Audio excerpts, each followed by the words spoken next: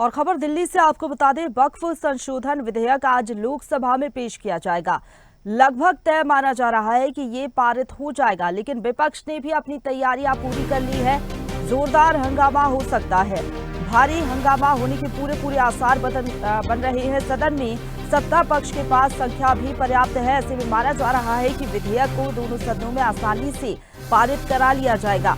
सभी दलों से व्यापक विमर्श के बाद वक्फ संशोधन विधेयक बुधवार को लोकसभा में पेश किया जाएगा, यानी कि आज पेश होगा। हालांकि सत्तारूढ़ राज्य के प्रमुख सहयोगी जनता दल यूनाइटेड और तेलुगु देशम पार्टी समेत अन्य पार्टियां सरकार के साथ मजबूती से खड़ी हुई हैं। विधेयक के समर्थन में मतदान करेंगी ये सभी पार्टियां जो कि सरकार के पक्ष में है। सदन में सत्ता पक्ष के पास संख्या पर्याप्त है और ऐसे में माना जा रहा है कि विधेयक को दोनों सदनों में आसानी से पारित करा लिया जाएगा। नहीं, ये कोई रिलीजियस मतलब रिलीजियस मुद्दा है भी और नहीं भी। ये लैंड इशू है। भारत में कोई भी अगर लैंड इशू हो तो कोर्ट में जाते हैं, और ये वक्फ की लैंड है। उनके लिए आज तक कोर्ट में जाना मना था। ट्रिब्यूनल का निर्णय फाइनल होता था, डिसीजन। और कोई एग्रीव्ड पर्सन अगर उसको न्याय नहीं मिलेगा तो भारत के संविधान को अगर हम मद्दे नहीं नज़र रखेंगे तो कैसा होगा।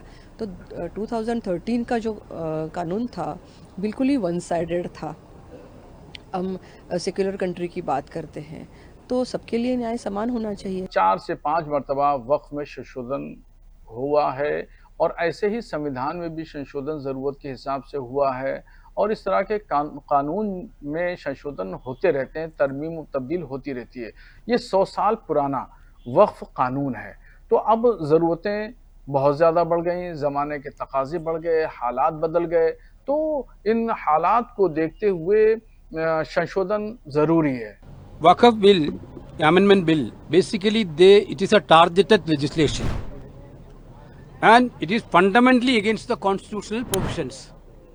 We cannot support the provisions against the constitution. Therefore, all the parties who attended the meeting, all the parties of India Alliance attended the meeting, and some more like-minded party will also, we will also strongly oppose the provisions which are anti-constitutional on this issue. पूरा वो बाद में आपको brief करेंगे। मैं अभी बोलना ठीक नहीं रहता। फुल डिस्कशन होगा, वोटिंग होगा, सब कुछ होगा। हम लोग डिस्कशन करेगा। बीजेपी डिस्कशन नहीं करना चाहता है। हम we want to discuss the matters in the floor of the parliament. We want to participate in the voting, but BJP will not allowed to discuss. और इसी खबर पर ज्यादा बातचीत के लिए सीधा रुक करेंगे। दिल्ली से संवाददाता मनोज हमारे साथ फुल लाइन पर जुड़ गए हैं। मनोज, आज वक्फ संशोधन बिल दोनों सदनों में पेश किया जाएगा, क्या लग रहा है, क्या स्थिति बन सकती है? क्योंकि विपक्ष ने पूरी तैयारी कर ली है, जोरदार हंगामा होने के आसार हैं।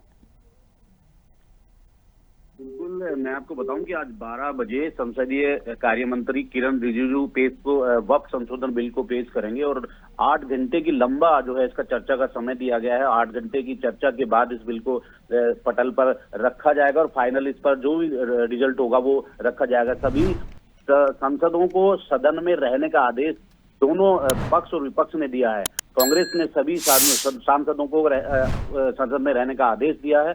9 महीने के लंबे अंतराल के बाद ये दोबारा बिल सदन में आज पेश होगा। हालांकि मुस्लिम जो संगठन है उन्होंने कल भी मुंबई में एक मीटिंग की थी, जगह जगह देश में मीटिंग हुई है और ये कहा गया है कि वक्फ संशोधन बिल का विरोध हमें करना है। आपत्ति जताई है कई सांसदों ने भी।